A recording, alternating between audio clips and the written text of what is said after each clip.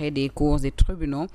démb gis nañu le président de la république mu présider cérémonie officielle boobu lay nga xamante ni mooy marquer la rentrée solennelle des cours et tribunaux mu nekk ab moment majeur nag ci vie wu institutionnelle beeg vie judiciaire bu réew mi alors on l'a tous vu hier Momo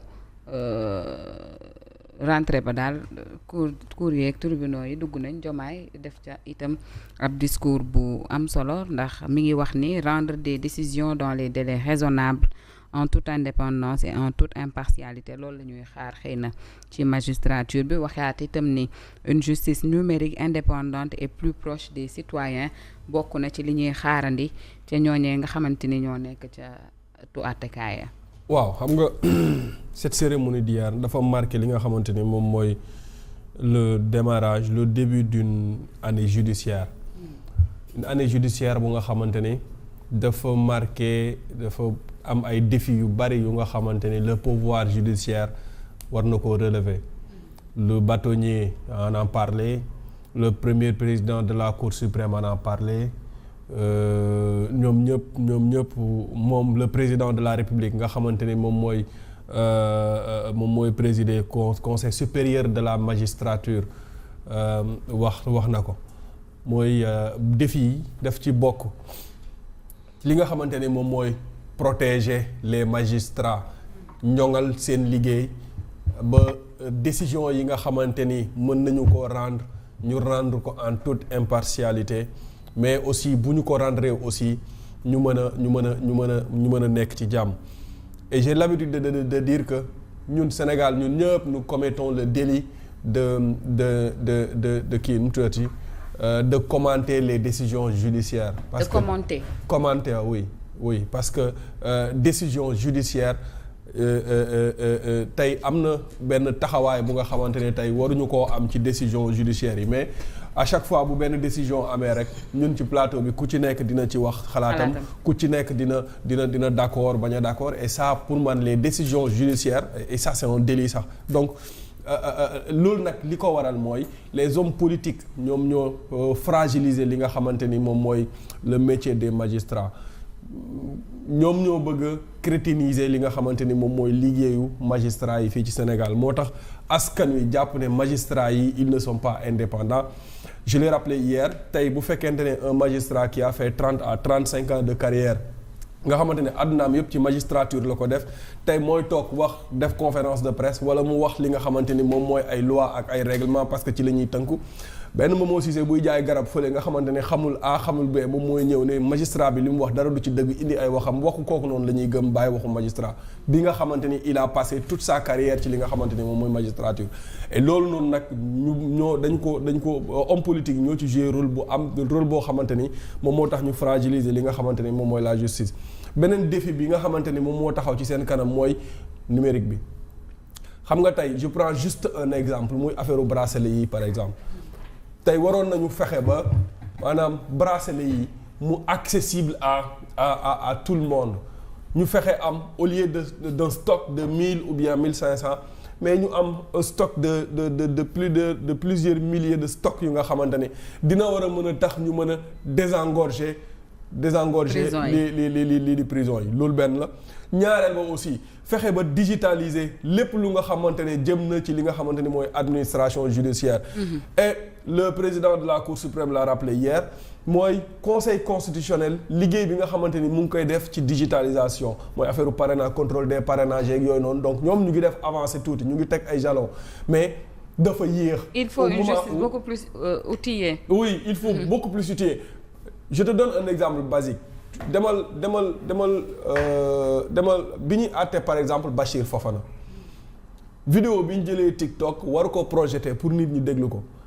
juge bi def na 45 minutes presque pour maanaam vidéo bi mën a wax pour ñu mën a dégg vidéo pour ñu mën a gis vidéo bi c'est un problème. Donc défaut de projection. Oui bu son bi ñëwee image bi du ñëw bu image bi ñëwee son bi du ñëw c'était tout un problème dañoo obligé jël machine taal. dëkk ci micro bi pour nit ñi dégg vidéo bi. mais même dans nos polices boo demee doguma la Momo ñu lay enquêter ci dara wala ñu lay auditionner ci dara c'est toi tu dois amener une clé c'est toi tu dois am ne peut-être foo ko dugal ba wan leen ko yooyu noonu yëpp manque du ci professionnel. donc digitalisation bi pour man yéex na mais dafa am lu gën a am solo loo xamante ni wax naa ko démb nee naa leen il faut que magistrats yi à un moment donné muy rentrée solennelle yi maanaam ñu ci lancer message yi nga xamante ni wala boog ñuy jël thème yi nga xamante ni mooy problème mu dëgg la justice sénégalaise. comme le système judiciaire xam nga lan mooy problème bi mooy dañ ko politiser te il faut ñuy jël thème yooyu par exemple ñu ni rentrée bi nii tey dañuy jël politisation du système judiciaire c'est au Sénégal la ñu gis un premier ministre taxaw ne waa Cour suprême dañ leen corrompre et le Cour suprême n'en parle pas la Cour suprême personne n'en parle ça ne choque personne fii la ñuy rendre décision de justice homme politique bi taxaw ne ñii dañ leen a corrompre mais conseil constitutionnel bii par exemple waxoon nañ fi ne dafa am corruption mooy ci jamono élection présidentielle 2024 bi. ba léegi kenn xamul fan la mujjee. dëgg la am du dëgg kenn xamul fu mujjee. ça c'était un scandale sax d'ailleurs. scandale dañ ko waroon leeral on n'en parle plus. c'est-à-dire bu élection jublusee wala ñu nekk ci année électorale daanaka léppi politique dañ koy jël yóbbu ko ci système judiciaire bi après buñ jàllee stade boobu noonu on n'en parle plus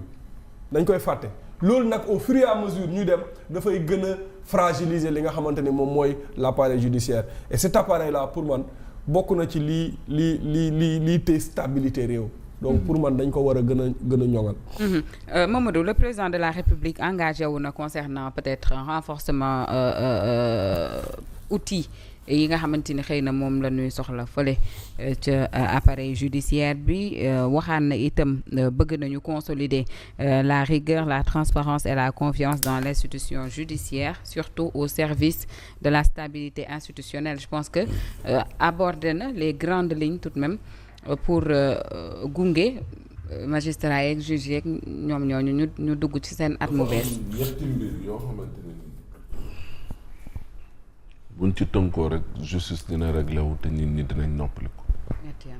relation de confiance bi dina restauré wu bien sûr et que nit ñi dinañ xam ne wax dëgg yàlla si justice bi ñu am de mooy justice bu ñu bëgg. benn moom mooy la justice est rendue au nom du peuple. benn ñu ne la justice est le dernier rempart mu di ne ñun bu ñu demee ba jaaxle foofu la ñuy langaam justement looloo tax ñu indi balance bi ñu teg ci ne le juge n'est tenu qu'à l'autorité de la loi mu di ne luñ ko sant mooy di le droit gis nga soxna si loolu buñ ci tënku woon dañuy noppaliku mais suñu problème moom mooy tey ci loolu ñett yi ma la limal dañoo dem ba ay mbir rax ci mbir dugg ci ñu am ay problème pourquoi moom mooy justice pourtant day def liggéeyam de il y a combien de Sénégalais nañuy juger au jour le jour sans tambour ni trompette